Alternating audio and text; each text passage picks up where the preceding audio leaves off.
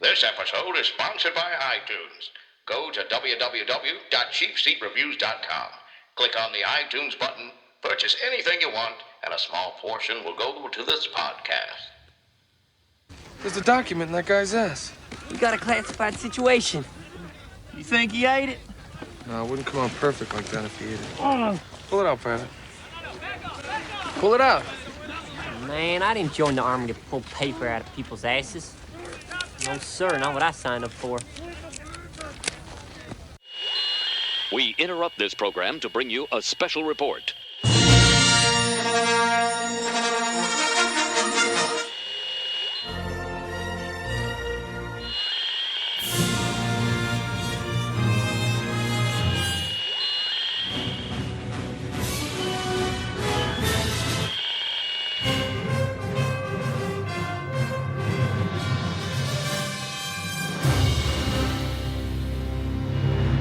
This is Cheapseat Reviews.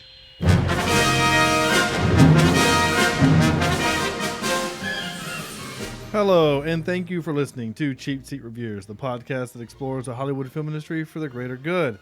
This is very special episode 103, and today we are talking about Three Kings. I am Shawn Allred, and joining me tonight is Andrew Exploding Cal Jemison. Three Kings always beats two Queens. I don't know what that has to do with anything, but it does. That's true. And I don't even play poker, so. That is accurate, yes. Yes. And that's it. It's just Andrew and myself tonight for this show. Both Sam and Corny had last-minute things that come up, and they could not have been resolved. I wanted to do a show this week. I didn't want there to not be an episode. So we just decided that the two of us will, pun completely intended, we will soldier on. So, for what it's worth, Corny's middle name was going to be Corny C4 Football Logan. So, I know, right? Those things were amazing. yeah. Football and C4. That's the only way we can make that game more exciting. So let's pull up a comfy chair and dive into the show. Well, what is Three Kings? Andrew is here to tell us. In the aftermath of the Persian Gulf War, 4 soldiers set out to steal the gold that was stolen from Kuwait that Bush wanted terribly, but couldn't find it. But they then discover people that desperately need their help. That's right. That's pretty much it. This is 1999's Three Kings, starring, who did it star? It starred George Clooney, Marky Mark, and Ice Cube. It's actually, that would be an interesting trio if they ever decided to form their own musical group. I don't think that would work. David O. Russell is the director, not David O. Russell as in he's Irish or Scottish. He's just David O. Russell. Oh, David O. Russell. Yeah, it's not him. He's his lucky charms. It's funny because someone was like, "Oh, Three Kings, that's a David O. Russell film," and I made the same joke. And he's like, "I don't think he's actually Irish." But he did Silver Linings, right? Right, so this is our second David O. Russell movie. He also did that I Heart Huckabees, The Fighter, American Hustle, Accidental Love, and Joy, which just came out. He did something called Spanking the Monkey. What? What is this? I directed that in middle school. Spanking the Monkey. Raymond Abelli is a promising medical student ready to begin a prestigious summer internship. But Susan, his mother, is immobilized by a broken leg, and his father, Tom, traveling salesman, makes Raymond stay home and take care of his mother, an attractive though unhappy woman. His mother's condition, this is a long intro, his mother's condition leads to the degree of immediate physical contact which Richmond finds disturbing. He soon meets Tony, a high school girl, but his sexual impulses are increasingly confused, especially since he is still upset over losing the internship. Oh, okay. Well, that's unfortunate for you. Is this on the back of a novel? This is a huge synopsis here. That was. His mother is played by, I don't know why that matters. I'm just diving in here. Nobody that was in Three Kings. That's what I was going to say about that. Or Two Guns or Four Brothers. Right. or or any other Marky Mark movie that might have numbers in the title. Right. Are there any more? I don't know. So this is a good road trip game, Andrew. I've played this road trip game when Stuart and I went to Texas. We played this game the whole way back from Texas. You go back and forth until you can't think of a movie that has a number in the title. There are surprisingly large amounts of movies that have numbers in the title. I'm not suggesting we play that game because that would be awful for the listeners at home. But that was something that we played. So if you're at home by yourself and you're bored, that's a good one to do. Or if you're on a road trip, you should do that. And if you know a lot of movies, you'll win. But sequels don't count. And don't look them up on your phone while you're driving. Well, yeah, you can't do that. But like sequels don't count. I can't go Star Trek 2 and then you say Star Trek 3 and I say Star Trek 4. Like that doesn't count. Those aren't technically the titles, though. Well, I mean, our Star Trek 2, The Wrath of Khan. Star Trek 3, The Search for Spock. Well, yeah, I guess so. I mean, Star Wars 5. Yeah. Oh, yeah. Whatever. Anyway. Yeah. That's not the point. The point is that Three Kings came out in 1999, and it was flippin' awesome. I liked it. I'm just going to go ahead and say it. I liked it. Andrew, had you seen this before? When I was in 9th grade, I was a part of this group called the Junior Beta Club, and we had a convention in Greensboro. And in a hotel room in Greensboro, I watched 15 minutes of this movie. And in 9th grade, I had other things that I was thinking about, mainly breasts and things that were attached to them. So this movie didn't interest me then, but now that I watch it again, I really liked it. It was a fun movie, and it was. I like war movies most of the time, and this one had a little comedy with it and action, and I liked it. It was great. Yeah, I had never seen this before, this viewing. And I was completely surprised. I remember that when it was advertised, the only thing I remember was that these guys were gonna steal gold, and so I didn't know if it was like a heist movie or if it was one of those movies where like three guys go into the desert to get the gold, and only one guy comes out alive because the other two tried to kill each other. Like I had no idea, and it turned into a movie that we've all seen this type of movie where three guys go into a scenario expecting one thing, and then as a result of their actions or the actions of other people, they end up having to become essentially heroes. And I know that that's kind of a trope, I guess, maybe, or it's just a type of movie. I can't think of any other ones off the top of my head, but I know there's 1,000 of them. Oh yeah. And I'm sure. I mean, I guess it's. Like, I can't think of any either, but they're out there. Like Han Solo kind of has that, like he's kind of being selfish. He's in it for the money, but in the end, he does become a hero. Right. There's got to be. I know I can think of better reasons. If you can think, I know people are probably screaming at their phones right now, like, "Oh, don't you forget that movie that came out yesterday?" But I can't think of what it is right now. Kind of Guardians of the Galaxy is kind of like that, actually. They're all kind of in it for their own thing, and then they end up being heroes as a result of the circumstance that they're thrust into. Like that's a thing, right? Yeah, my little Groot doll here gave me the inspiration for that. I'm picking up what you're dropping. Yeah, good. Yeah. See, my little Groot doll. Where's my camera? There it is. Anyway, that was great for people listening at home. I have a little Funko Groot doll, and he waves at me, or he's smiling at me. So yeah, this movie. I mean, it. So I've noticed something about myself, Andrew, as I watch these movies. One of two things usually happens as I watch a movie for the show. Mainly if I've not seen it before. If I've seen it before and I kind of know what to expect, then I usually take copious amounts of notes. Because I know what to expect, and like I remember this part being funny, or this part is dumb, and I want to make sure I talk about it, right? So usually this only happens when it's movies I've not seen. So one of two things usually happens. Either one, it kind of sucks, or there's a lot of dumb things in it, and I write a shit ton of notes because every time something weird happens or something that takes me out of the moment, I'm like, oh, I gotta write a note about that. Right. Or I get so sucked into the movie, I forget to write notes. I wrote like 11 notes for this movie.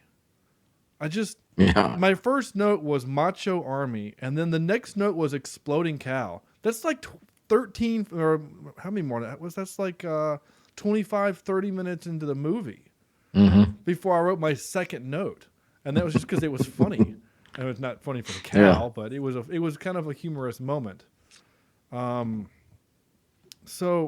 and then the next note was that dumb soldier, that dumb redneck soldier, not the one that goes with the team, but the one that's out like the one that's driving the reporter around. Right. And then I wrote sympathetic soldier crier. Like that was my next note. So I got sucked into this movie, just 100%. I was engaged.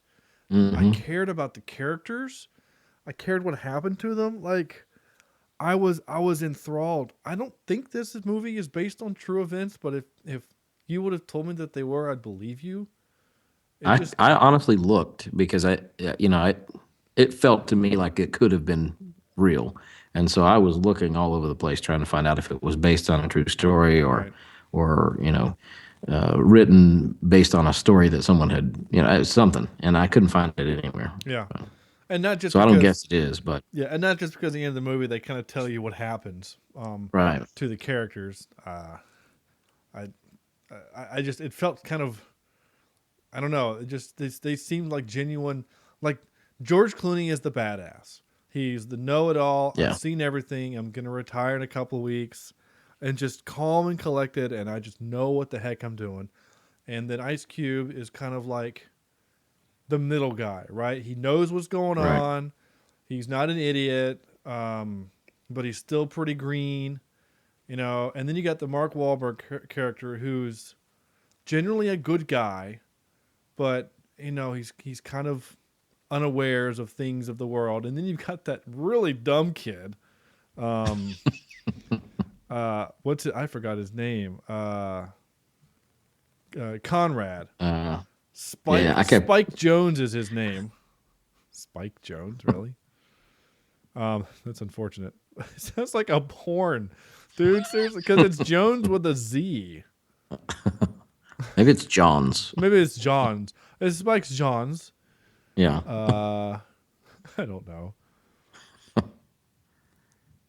His profile is Spike Jones made up 1/3 along with Andy Jenkins and Mark Luman of the triumvirate of genius minds behind Dirt Magazine. Is that a thing? I've never heard of Dirt Magazine. I've heard it. It's. I think it's a.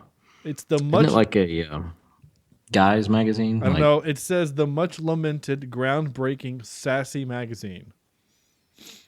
That's in his bio.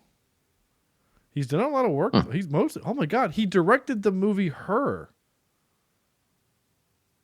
Like that's actually impressive, because didn't that win like an Oscar, or it was nominated? Yeah. He's done a lot of nominated, I think. He's done a lot of documentaries, a lot of shorts. Being John Malkovich, that's another big one and Bad Grandpa, that one's. Wait, did he direct that? He was a writer producer on that. Oh. I think, and it says actor too. Well, but yeah, he was the director for Being John Malkovich. Well, good for him, writer. Yeah, Jackass presents Bad Grandpa. Yeah, he was a writer. He also wrote Her. Well, good for him. I'm glad he was able to break out that stereotype of that character he was playing. But good God, that guy was dumb. Just, He was one of my favorite parts of the movie, though, even though he was really dumb. Yeah. Well, yeah, he was kind of mine too. But so a lot of movies, when they put you in a place that's hard to relate to, they give you a character who you can relate to, right? Harry Potter, it gives us Harry Potter, right? He's the kid that didn't grow up with magic, so we are seeing the world through his eyes because it's crazy and weird and strange. And when something new happens, he's like, why did that happen? Because you and I, the reader, are like, why did that happen? So movies do that. So I don't know if Marky Mark is our eyes or if it's this guy, because if it's this guy, then I think it's kind of telling of how people view America. Yeah. You know, just when he says stuff like, I'm talking about millions in Kuwaiti bullion. You mean them little cubes you put in hot water and make soup? No, not the little cubes you put in hot water to make soup. Gold bricks, Conrad.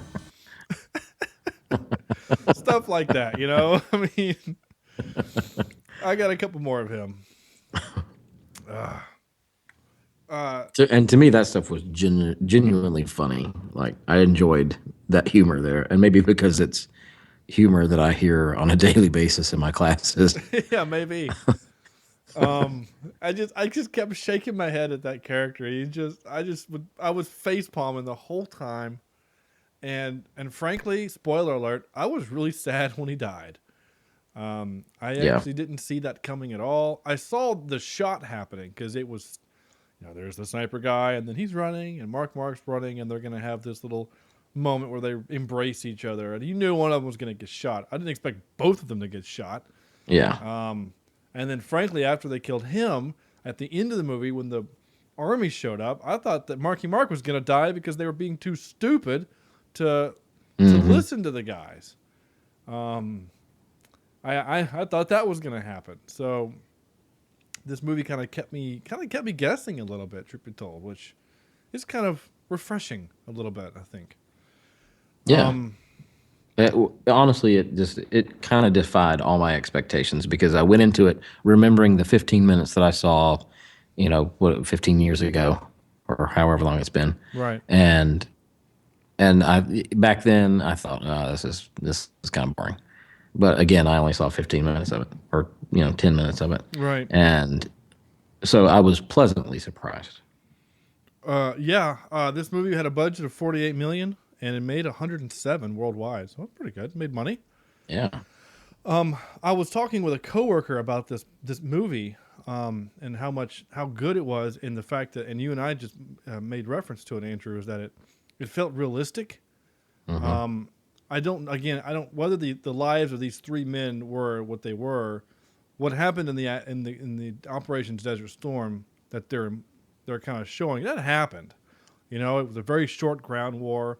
Most of the troops didn't see any action. It was kind of a kind of a strange war to begin with, because the idea was that this was the war that was supposed to kind of, and they make reference in the movie to remove the ghost of Vietnam, because we got into a quagmire with Vietnam and why were we there and things like that. And so this was supposed to be a righteous war. We are freeing the Kuwaiti people from the evil dictator, Hussein, and then whatever, right? Yeah. So we were talking about that earlier today, and then that led us down the rabbit hole of movies that don't do a good job of that type of thing. And so then we started talking about Braveheart. And my favorite one to criticize, The Patriot, which is zero, historically accurate. Oh yeah. Stuff like that. That's a movie that I loved watching, but I knew as I was watching it, this is not accurate at all. But it was still a great guy flick, so to say. Oh yeah, I mean, it was funny. A friend of mine, Andrew Lejeune, who we've mentioned on the show before, he and I saw it in the theater and both loved it. And that was in high school. I don't remember when it came out, but I was in high school, and it wasn't until college before I got into history. And then once I started learning our history, I was like, oh, that's not right. None of that's right. Okay, all of it's wrong, So but that's okay. But it also made me think about this movie. Made me think of some other Desert Storm type movies. Have you ever seen Courage Under Fire? No. That's a Denzel Washington movie. That one's really, really good. I think there's a TV show by the same name, and I caught some episodes of that. Oh, that's Grace Under Fire. Sorry. Yeah, Courage Under Fire is like Denzel Washington flick with It's actually got a really young Matt Damon in it, with Meg Ryan. Yeah, Meg Ryan is in it. It's a really good movie. I'll have to look it up. Yeah, if it's ever streaming, that would definitely be one worth watching for this show. I'm trying to think of the other one that I've seen. What's the one, the sniper with Jake Gyllenhaal that we talked about in the show before? We saw Jarheads, right? Yeah, Jarheads. Yeah. Did you say we saw one? No, I was thinking of Shooter. Oh yeah, no, that was just another action flick with Mark. Yeah. Mark. We've done a lot of his movies now that I think about it. We have. Well, he's done a lot lately. Yeah, and some good and bad movies, because we've done this one now, Transformers and Shooter. Yeah. Is that it? I don't know. I have to look back. It's not like we've only done 100 episodes. So anyway, so the idea of the movie, right, is like they find this map in this dude's ass, which is kind of funny, and then George Clooney gets a hold of it, and they strike a deal that they're going to go basically steal this gold. How they get it back to the States, I'm not 100% sure, but I guess there's ways you can smuggle stuff on freighters and trucks and planes and whatever. I'm sure if you have that gold to pay people off, you can do whatever needs to be done. Yeah, I guess. And then they end up they go to this village where the gold is being kept, and they realize that the Republican Guard, whatever they're called, the guard is loyal to Hussein, are still there, and they're operating under ceasefire, but they're pretty hateful towards the villagers for some reason, and that poor truck carrying milk. I couldn't believe they wasted that much milk, but I guess that's... Well, the production, they actually had to shoot that scene twice because the extras forgot to dive in. They're supposed to pretend to drink the milk. They just stood there watching it, and then the director's like, no, you're supposed to... Dang it. We got to reset. So they bring in another truck to do it. Which is kind of I wonder if they had to... I mean, because it would have taken a long time to dry, or maybe they just moved the entire set. Oh, yeah, I don't know. Maybe they just, moved it over, or I don't know. Maybe by the time it reset, it was dry enough. This wasn't shot in... this was all shot in the United States, right? I don't know the answer to that, but I will find I think it is. I think I read that somewhere. Australia. California, Australia, Mexico, Arizona... Oh, okay. Phoenix, Tucson, Yuma. Wow, that's a lot of places. Yeah, a bunch of places, mostly Arizona, one place in Mexico. It said Australia, but then here there's nothing that says Australia. They lied to me. The internet would never lie. No. That's not right at all. Anyway, so the reporter scene was kind of funny when he's having sex with a girl in the studio. That was kind of funny. Was she saying Captain Gates or Colonel Gates? She's just calling out his name, and then he breaks the whatever. At first, it took me a while to figure out what she was saying, and I thought, okay, I think she's saying his name. Yeah, well, it's funny because, so with this movie, and this has happened a couple of times before with other movies, where I'd go back and capture the clips, I just find myself just watching more of the movie. So like what normally a process that takes me about 15 minutes took me almost an hour because I kept catching myself just watching the movie. And so the second time when that scene came up, I was like, oh, she's just screaming his name, which is kind of funny. And then, of course, he breaks the TV and the walls and whatever. But it wasn't, and seriously, it wasn't until the second time that I was like, oh, wait a minute, that's Bubba from Forrest Gump. My gosh, can you say typecast? Because I think like everything I've seen him in, he's like military dude. Mm-hmm. I gotta find his name. Is that Colonel Horn? Ooh, I can't pronounce his name. Kelty Williams. Yeesh. Yeah, Williamson. But yeah. he was in Con Air, Forrest Gump. Lucky Number 11. That's a good movie. I like that. I didn't realize that's who that was. He was in Justified, Nashville, Chicago PD. He just always seems like he's kind of typecast is just like military dude or something like that, Mm-hmm. But maybe I'm way wrong. I recognized a couple other guys in here. I recognized that Syed Yeah. Taj. Was he in like True Lies or something? Or maybe it's a. He was in a short a video called Skrillex, and then a word that I can't say without bleeping it, and then the word that. He was in G.I. Joe: Rise of Cobra. Oh, okay, yeah, that's right. Yeah. He was also in Conan the Barbarian. Was that? No, that's not the one we watched. We didn't watch Conan. The Last Airbender.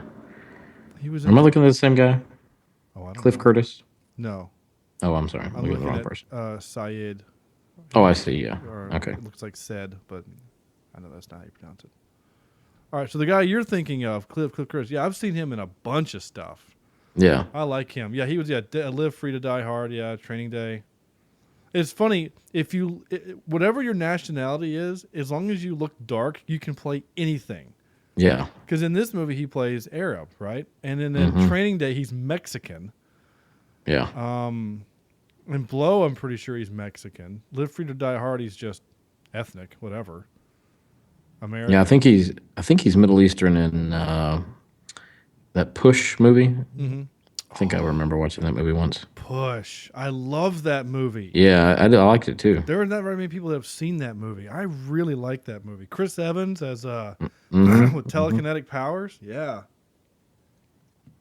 And Djimon Hounsou, who would be from Constantine that we've seen recently.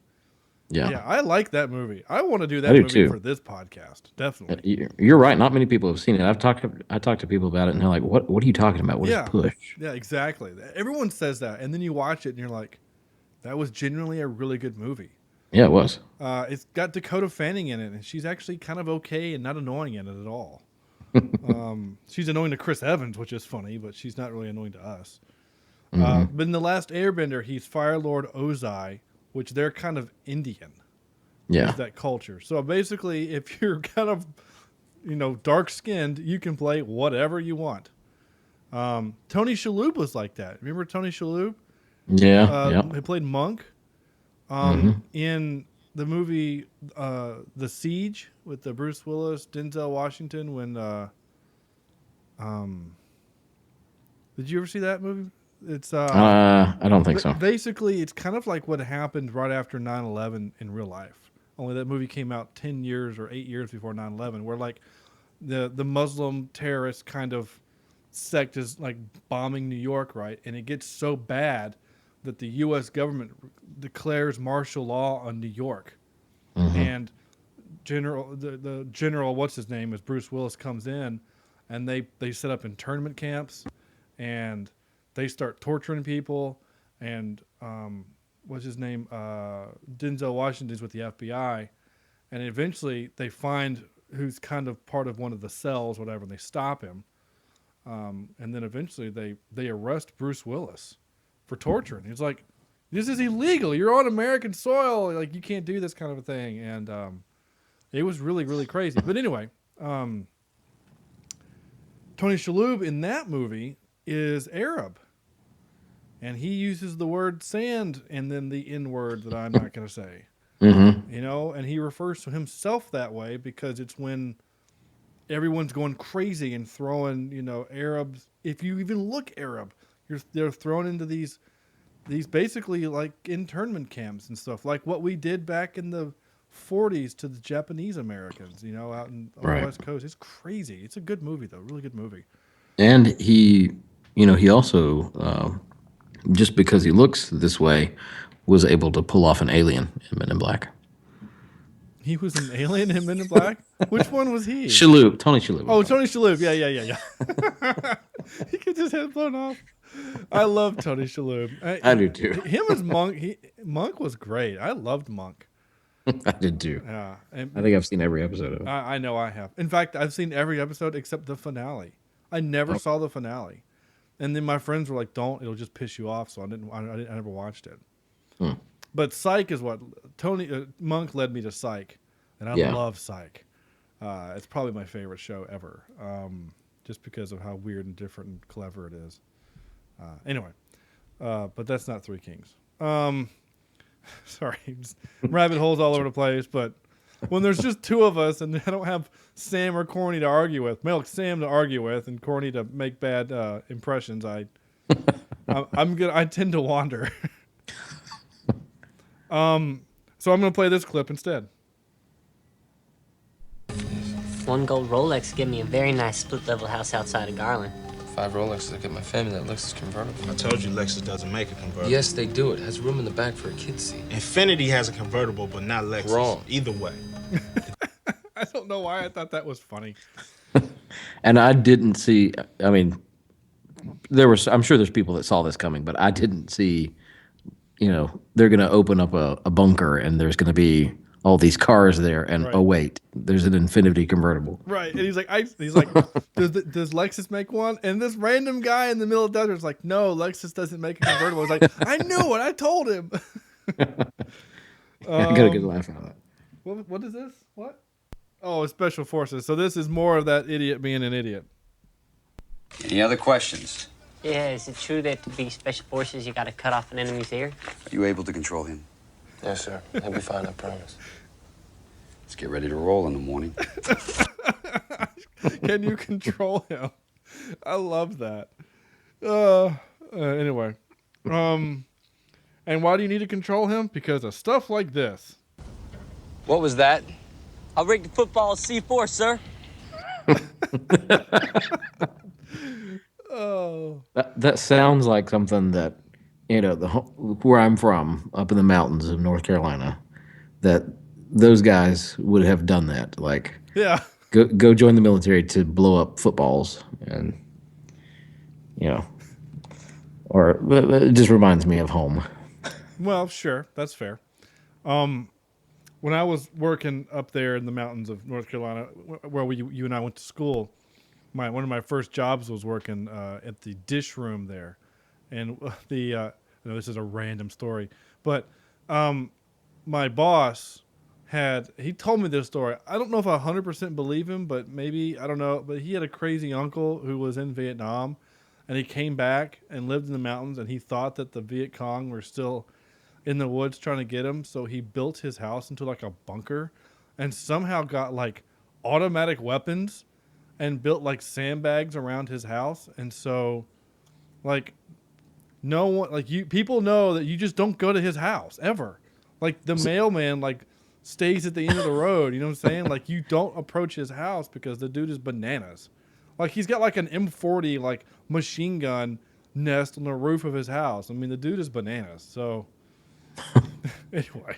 Yeah, I was made fun of the other day. I have a student teacher who's with me from Appalachian this semester, and I went to a handgun course, and I'm not a conservative Republican by any means. However, I'm not a card-carrying member of the NRA or anything, but I wanted to go, and I took my wife because I wanted her to know how to use a weapon in case of someone broke into our house or just for protection. Yeah. And I told this to my student teacher, and she's from New York, and she looked at me like, "Are you kidding? Everyone in the South has a gun." Yeah. That's actually kind of accurate. It is. The next note that I wrote was that that scene after they leave with the gold and they get ready to pull out the mortar, and then that like 9-year-old pulled out a gun and was sniping at him from the balcony. It kind of just shows you that basically the hell that they live in out there, and Oh yeah. that a 9-year-old is willing to do that. I don't know if he thought that he would be able to get away with it. He didn't live very long after he did that, but he just nothing but sympathy and empathy for that. I mean, good gosh, that's just horrible. Well, and it shows you what kind of people that are controlling or that were controlling that area, maybe still are, Yeah. to some extent, and they don't care. It's just we're gonna get our way and we're gonna kill who we need to kill to get to it. Yep. Even children and women. Crazy. And then I wrote, that escalated quickly with between the mortars and the mines blowing up trucks. Like, it seemed like everything was going pretty good, and all of a sudden, I mean, complete hell broke loose. And my next note was that that they were using mortars to launch gas. That is super illegal. I know it's war, but like, and again, you have to have been invited to the summit to sign the treaty. You know what I'm saying? Like, yeah. But gas was kind of banned basically at the end of World War II. Like there was gas is pretty horrible stuff. I don't think we used gas during Vietnam. I'm pretty sure we didn't. We used napalm, but we didn't use gas. Did they say that it was tear gas? Is that what they said it was? Yeah, mustard gas, yeah. Mustard gas? Yeah, tear gas, something like that, yeah. Because they thought it was that really horrible stuff. That's why he was getting ready sarin gas? Yeah, that's why he was getting ready to stick that needle in his heart. Yeah. If you've ever seen The Rock, yeah. Oh, yeah. But yeah, this mustard gas, I think is what it was, or tear gas. That's why they were coughing and spitting and whatever. And my cop buddy, he's been pepper sprayed. And he's like, it's kind of the same thing. Pepper spray, he says, is one of the worst. He says he's been tased and shot, and he said being pepper sprayed was the worst experience of his life as a cop. He said he was awful. He hated it. He's like, no wonder no one wants to do it. I'm really good friends with our police chief here in town. I need to ask him if that's something that all policemen have to do, because I've heard that, but I don't know if that's true. I don't know. My buddy, he was L.A. police. They had to. They got tased. They didn't have to get tased. It was an option, but they had to get pepper sprayed. That was required. And so they just like 1, 2, 3, and then they just hit you in the face, and then you immediately just stick your head in a bucket of water. Another thing I don't get about it is it mandatory? Is it like part of the training, or is it like some sort of unspoken initiation ritual? The way he said it is that they want you to experience it in case someone does it to you, then you know how to kind of counteract it. Like, if like some out of control person, comes up and pepper sprays you, and then you still need to be able to defend yourself. I understand that's the intended purpose, but I wonder if I don't know if it's gotten twisted somewhere. I do know that one of the little kind of, I don't know if it was a ritual or whatever, but they're kind of their drill sergeant. I don't know what the police term is, but you know what I mean by drill sergeant. Yeah. During their boot camp, you're when you're doing your day-to-day whatever, you're in your kind of sweatpants and sweatshirt as you're doing your PT, your physical training, right? But you always carried your baton, always, or baton, I should say, not baton. That's a director thing. Anyway, you always carried it, and you had it in your. I'm making the motion with my body right now. No one can see me, but you had it kind of tucked under your arm, and you held it with your right hand, and it was always there. And he would come by, and if he yanked it from you, he would throw it as far as he could down the street, and you'd have to walk and get it. And so that became kind of like a point of pride that when he would come and yank it, that he couldn't get it from you. And my buddy Dave was like, I was one of like 3 of the 40 of us that he didn't ever yank it from. And he says, and this guy was like 6'4", former football player, former like Marine. I mean, Dave's like, this guy could have easily killed every one of us if he wanted to. He was just a big dude. Anyway, it's just one of those kind of things. See, me and these tangents. That's okay. It's fun. Thanks. I did like towards the end. Before I get to that part, just remember, Andrew, if that you get kidnapped, just pray that they put you in a bunker with a bunch of cell phones so that you can do this. Do you speak English? Yes. Could you? Yes, sir. Look, I have a little problem. I need to know the number. What number, please? Operation Desert Storm. I'm sorry. I need to know the number. The big army in the desert. Come on, it's an emergency. Just call the big army in the desert. That was funny. And then this will lead to my next point. This is what you mentioned earlier about the cars in the garage. Now, what do you say, my friend? Cannot give car. Okay, I guess we'll buy them. And then he buys them. So that was great. But that bit what they do where they take the car and they make it so that they think that the bad guys think that it's Saddam coming to kill them all, right? Or Saddam, I should say. And they all leave, right? And I'm trying to think, and I remember the movie, and I'm going to look it up real quick because they did it also in this other movie. I got to spell it right. That makes a difference. Damn it. I can't spell. Sahara. 2005. So this movie came 6 years later. They did the exact same thing in that movie. Yeah. Where they have the bad guys. They stole the bad guy's car. And they just show up in the car. And so the guys at the gate are like, oh, look, here's the car. And so they put their guard down and then they show up. And there's Yeah, I forgot about that. I actually own that movie, but I forgot about I own that movie scene. too. And I kind of like that movie. I don't know why. It's kind of a guilty pleasure for some reason. Yeah, I'm with you. You know, like, it's kind of fun and kind of dumb. And people that are probably listening probably hate me for saying that. But it's, I don't know, like, him and Steve Zahn are kind of funny together. I like Steve Zahn at anything. I do too. And as him as an action star, I kind of buy, you know, and they're like, we're going to do a Panama. And then William H. Macy's like, Panama? No, don't do a Panama, you know, and like. That's another one that I love is William H. Macy. Oh, he's great in that movie. And he's screaming at the phone and he's screaming at the people on his boat. And he's like, no one is listening to me. And although the one movie that I hate William H. Macy in, and Sam would probably kick me in the nuts for this, but it's the Jurassic Park. Yeah. That's fine. There's everything to hate about that movie. Oh, yeah.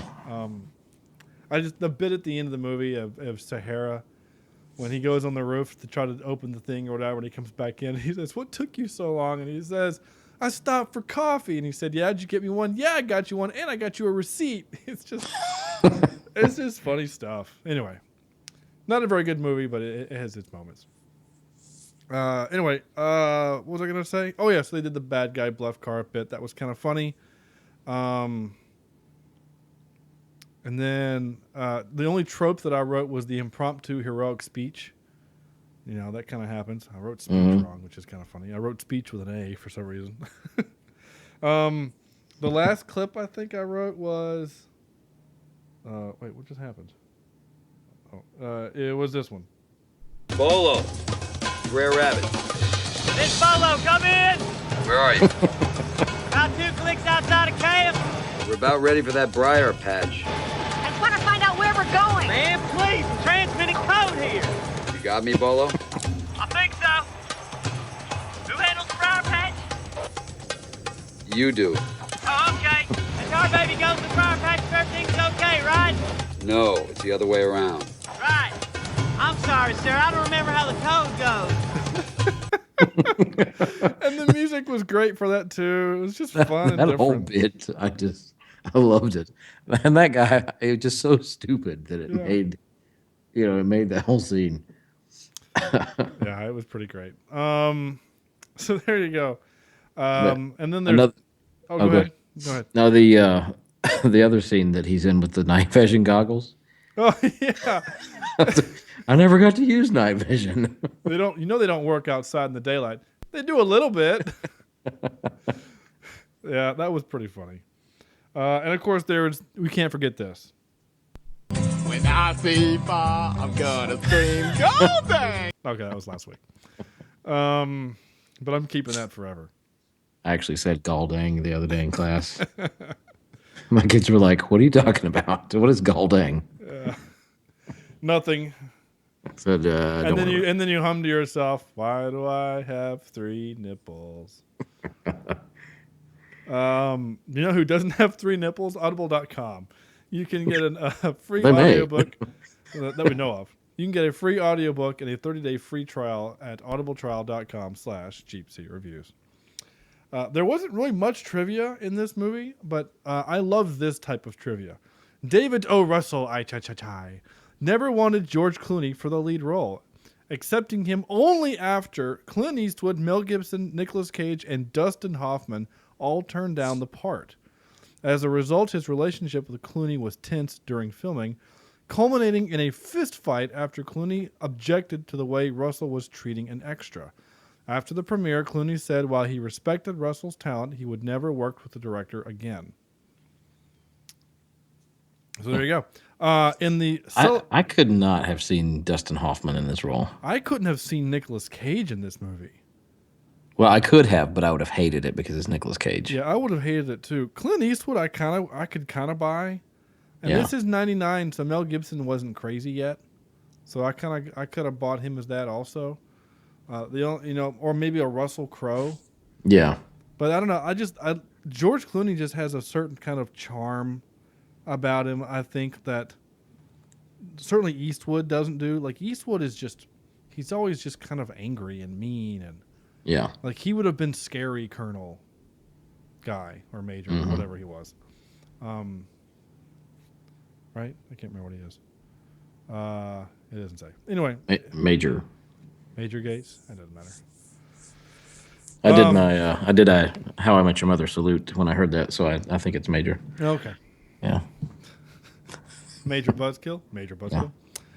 In the celebratory scene in the tent back at the base camp, several soldiers drink what appears to be mouthwash.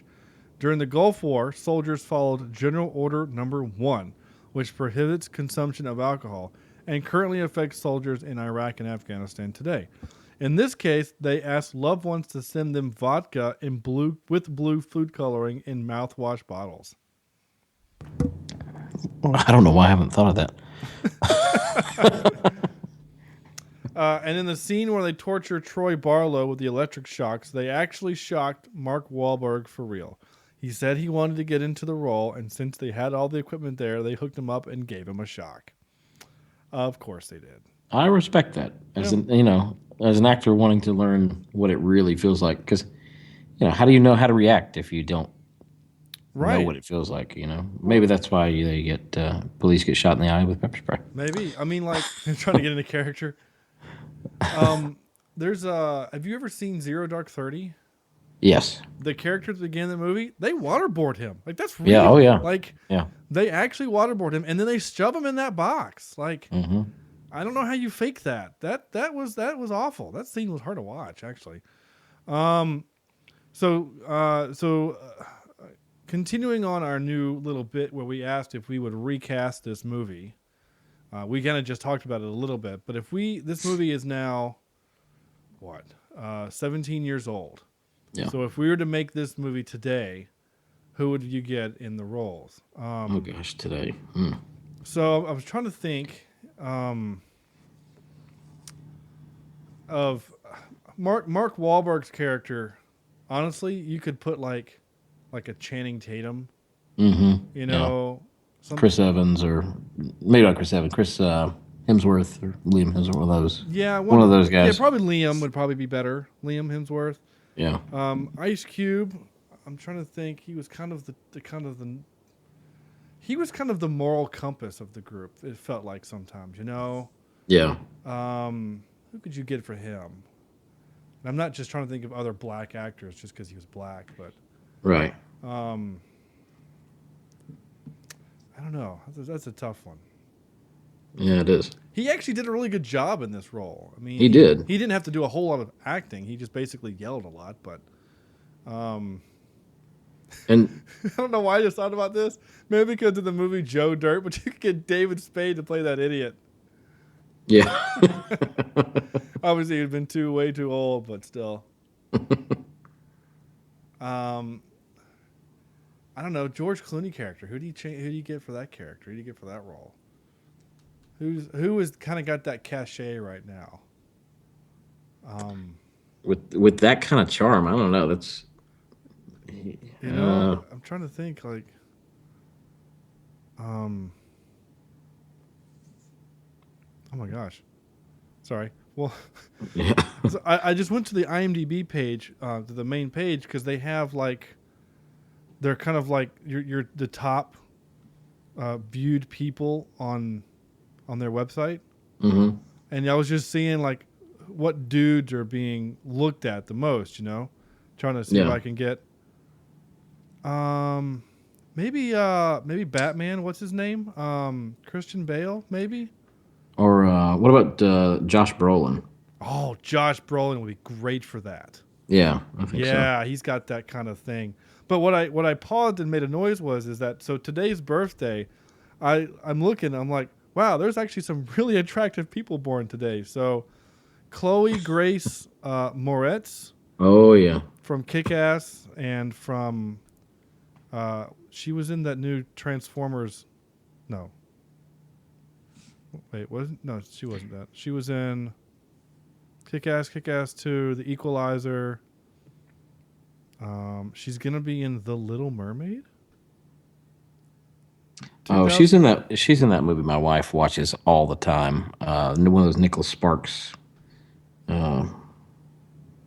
If I Stay, yeah. Yeah, If I Stay, yeah. So anyway, so she's, very attractive young lady. And then the next one is Elizabeth Banks is born today, who's awesome and attractive in her own way. And then Emma Roberts, who is attractive. We're the Millers and other things. Laura Dern once was attractive. Once was, yes. I don't know who you are, but you're kind of attractive. Maria Bato? I don't know, but you're kind of attractive. So like it was like in a very an attractive top 5, and then about 9 ways get to number 9 or number 8. You got Vince Gilligan, but you got Robert Wagner down there at 9. Yeah. And then a bunch of extras that I've never seen. Yeah, a bunch of people I've never heard of. But well, happy birthday, all you people. Yeah, sorry, random thing. Just Jimmy Durante, who is dead. Oh. Anyway, so Three Kings. So there you go. So James Brolin, Liam Hemsworth, and Kevin. No. Ryan Gosling. Yeah, there you go. You can pull that off. I can pull that. All right, I'd pay money to watch that movie. Another good one, maybe for the Gates character is. He's reaching. Well, maybe he's not. Maybe he's still there. What's his name? DiCaprio. Might have been okay in that. Yeah, I think so. Yeah, he's old enough, I think. Yeah, I could kind of buy that. And, I hated his movies early on, but he's been doing some pretty good, decent stuff. I don't want to say good yet, but decent. It is kind of funny how that happened, right? Like, especially for like guys you and our age, like we all hated Titanic, and we hated him because of Titanic. Yeah. And then he hit this.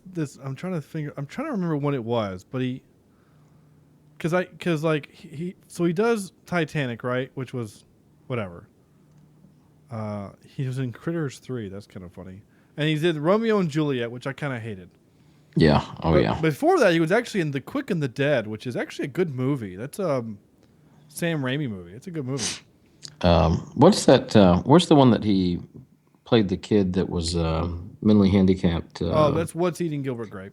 Oh yeah, I liked him in that one. That's a good movie too. But seriously, it wasn't until Gangs of New York before I started treating him as a real actor. Yeah, because Gangs of New York is a great movie, and Scorsese should have won an Oscar for it, and it was absolutely. And then he just Catch Me If You Can, and then The Departed, and I was like, oh, yeah, okay, I'm with you now, and then pretty much since Inception, it's like, oh, you can do whatever the hell you want to now. Yeah. He doesn't have anything up after The Revenant. He doesn't have anything coming up. Well, he doesn't say or show. But anyway, so there you go. That's our recasting bit. We're gonna keep doing that every week. Soundtrack grade. Truth be told, I forgot there was even a soundtrack in this movie because it was barely there, except in those kind of fun moments. And that was just bongos. Right. There wasn't a whole lot of. There really wasn't a whole lot of score, and I'm gonna look it up and see who it is, and I'm gonna feel real bad if it's somebody that I really really like.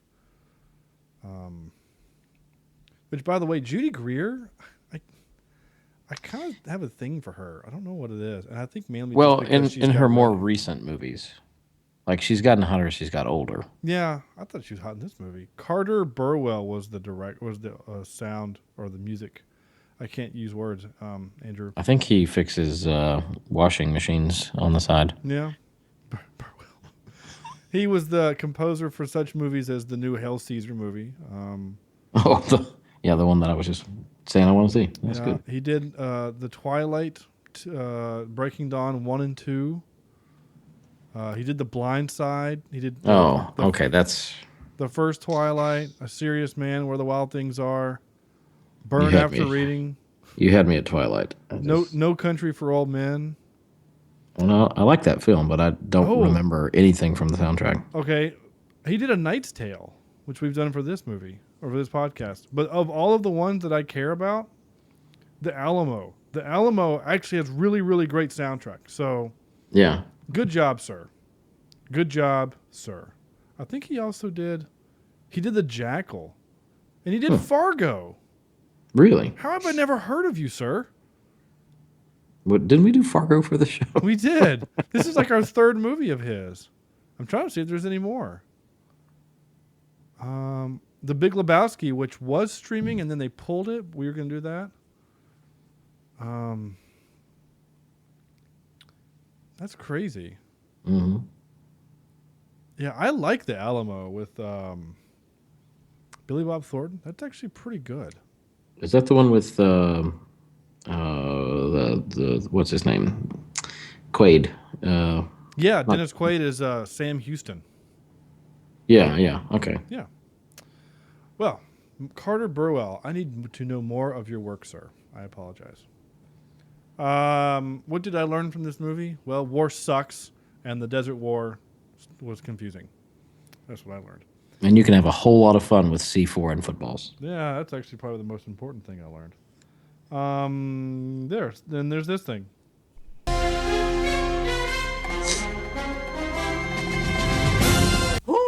Top 3. Well, top 3 George Clooney movies. Who else? So I'll let you go first. Okay. Well, I'll say what I told you when we weren't recording.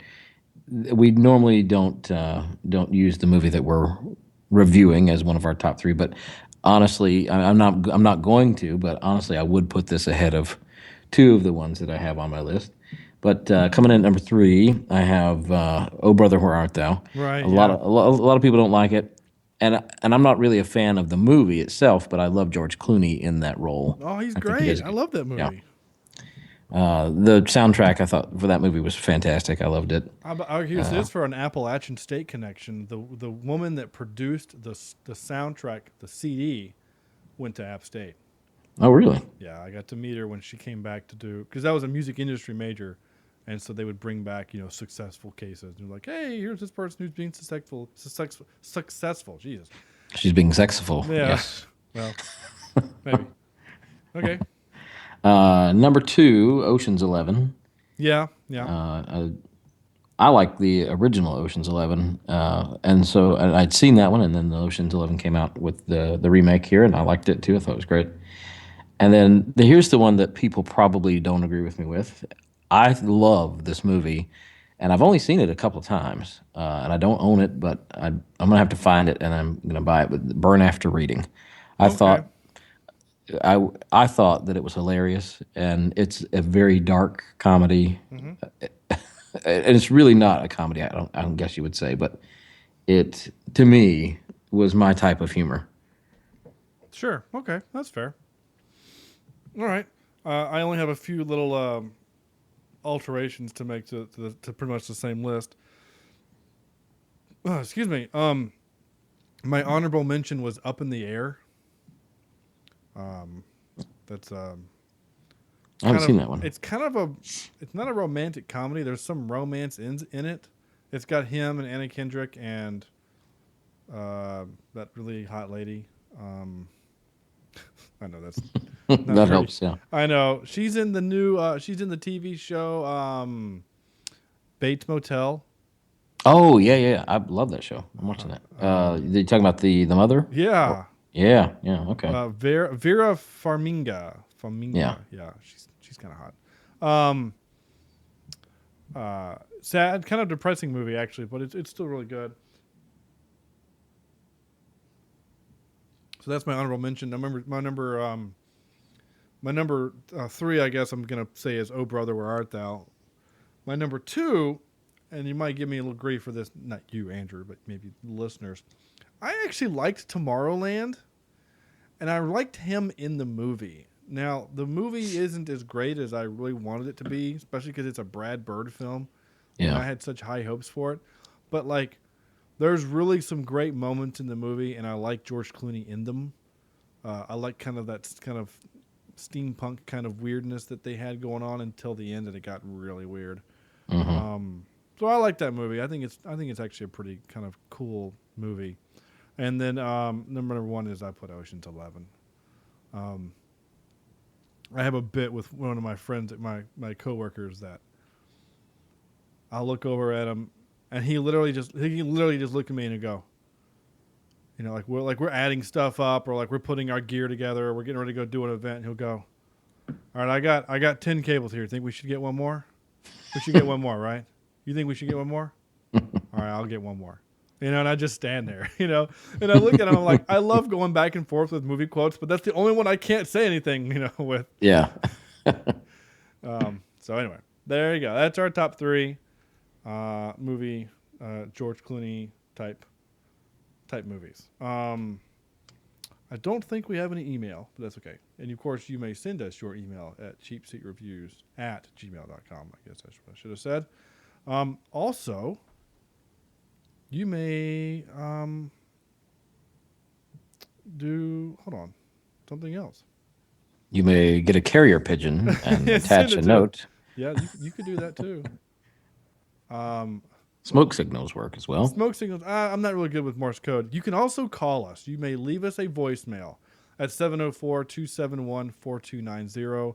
We will listen to them and play them on air if they are worthy of doing such things. Yeah. So we don't have any voicemails, but that's okay. What am I doing here? Out of 10. Yeah, that's what we're doing. Out of 10. Okay. Andrew. I am going to go right along pretty much with IMDb on this. I'm going to go a little bit higher, probably about a 7.58. Okay, let's make the math fun.